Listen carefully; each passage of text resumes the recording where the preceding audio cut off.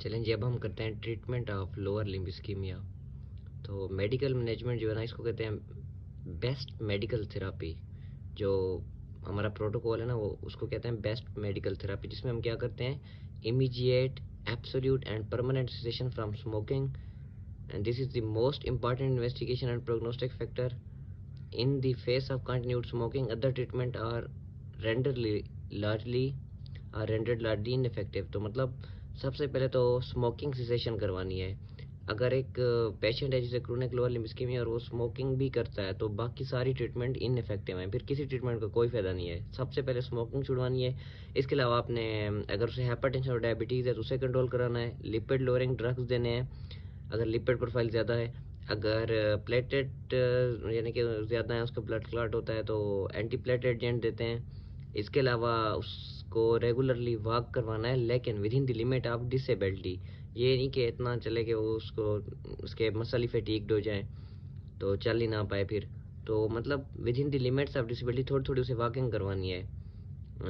और क्योंकि आपको पता है, अगर एक पेशेंट परमानेंटली बेड रिडेन हो जाए तो उसको काफ़ी कॉम्प्लिकेशंस हो सकती हैं, उसको डीवीटी हो सकता है, बेड सोर्स हो सकते हैं। तो रेगुलरली वॉक करवाना है। इसके अलावा बेस्टी कंट्रोल करवानी है और फुट केयर करनी है। बेयर फुटेड वॉक नहीं करवाना, और फुट की जनरल हाइजीन की और जो है ना अच्छी तरह केयर करनी है। तो ये तो थी medical management, best medical therapy. इसके अलावा जो सर्जिकल प्रोसीजर है वो है एंडो, उसको कहते हैं एंडोवेस्कुलर मैनेजमेंट।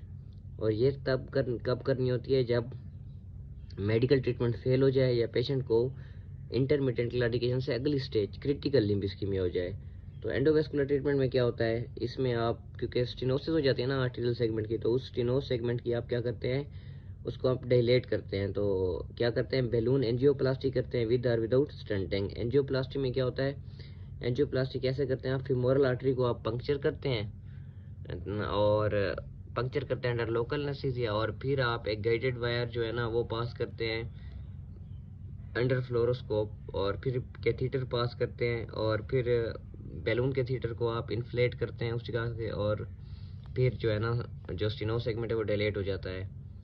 तो आप वहाँ पे एक स्टंट भी प्लेस कर सकते हैं, और फिर जो है ना बैलून कैथीटर को डिफ्लेट करके वापस भी आप निकाल सकते हैं। तो वो स्टंट परमानेंटली डिलेट करेगा उस स्टेनोस्ट एरिया को। तो इसके बाद जब आप एंजियोप्लास्टी कर लें, तो इसके बाद आप एंजियोग्राफी से कंफर्म भी कर सकते हैं कि वो एंजियोप्लास्टी ठीक हुई है या नहीं। तो एंजियोप्लास्टी बहुत ज़्यादा सक्सेसफुल है फॉर आइलियक एंड फीमोरोपोप्लिटियल लीजन। जो आइलियक और फीमोरोपोप्लिटियल लीजन इनके लिए बहुत सक्सेसफुल है, लेकिन नी के बिलो जो रिजल्ट्स हैं ना वो सेटिस्फैक्टरी नहीं है। इसके अलावा सर्जिकल रिवेस्कुलराइजेशन है एंड आर्टेरेक्टमी, जिसमें आप प्लेक को डायरेक्ट रिमूव कर देते हैं, और ये बेस्ट अप्लाइड होती है for focal lesion in large calibre vessels. इसके बाद बाईपास प्रोसीजर्स हैं अगर आयोटो आइलियक ऑब्स्ट्रक्शन हो जाए। ठीक है, तो जैसा कि आप ना देख सकते हैं, ये आयोटा है, ठीक है, और जो है ना ये इससे ब्रांचेस निकल रही हैं, ये आइलिक ब्रांचेस हैं। तो अब आयोटो आइलिक ऑब्स्ट्रक्शन इस जगह पे हो रही है, ये आयोटा आइलिक ब्रांचेस हैं। आयोटो आइलिक ऑब्स्ट्रक्शन अगर हो जाए, ठीक है, तो आपके पास क्या ऑप्शन है, तो ये आइलिक है, इसके बाद ये फीमोरल आर्टरीज हैं। तो या आप आयोटो फीमोरल बाईपास कर सकते हैं, या आप आइलियो फीमोरल बाईपास कर सकते हैं, या आप फीमोरल बाईपास कर सकते हैं, या आप ये एक्सिलो फीमोरल बाईपास करते हैं। क्योंकि जिस जगह से स्टेनोसिस और रेस से आगे ब्लड नहीं जाएगा, ये वाला ब्लड, तो आप जो पीछे वाला ब्लड है उसको बाईपास करके एक नया रास्ता दे के आगे पहुंचा सकते हैं। तो ये है बाईपास प्रोसीजर। तो इसके अलावा अगर सुपरफिशियल फीमोरल और प्रोफंडा फीमोरस आर्टरी की ऑब्स्ट्रक्शन हो तो फीमोरोपोप्लिटियल बाईपास ग्राफ्ट और प्रोफंडोप्लास्टी कर सकते हैं।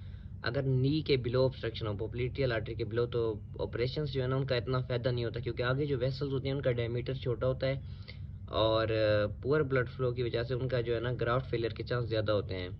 लेकिन सिलेक्टिव पेशेंट्स में आप एंजियोप्लास्टी कर सकते हैं। इसके अलावा जो आर्टियोजिनस सेफनस वेन ग्राफ्ट है ना, वो भी बेस्ट रिजल्ट्स प्रोवाइड करता है। इसमें लॉन्ग सेफनस वेन को यूज़ करते हैं, वो ना अवेलेबल हो तो शॉर्ट सेफनस वेन को, शॉर्ट सेफनस वेन भी अवेलेबल ना हो तो आप प्रोस्थेटिक पॉली टेट्राफ्लोरोइथेलिन PTFE ग्राफ्ट भी दे सकते हैं। इसकी पेटेंसी तो कम है वेन्स की निस्बत, लेकिन ये फिर भी चल जाता है। तो ये हमने ट्रीटमेंट पढ़ी थी लोअर लिम्ब इस्कीमिया की। इसके आगे हम एक्यूट आर्टीरियल ओक्लूजन करेंगे। तो उम्मीद है आपको ये टॉपिक समझ आ गया होगा। अगर कोई भी मसला हो तो आप फर्दर पूछ सकते हैं। Thank you.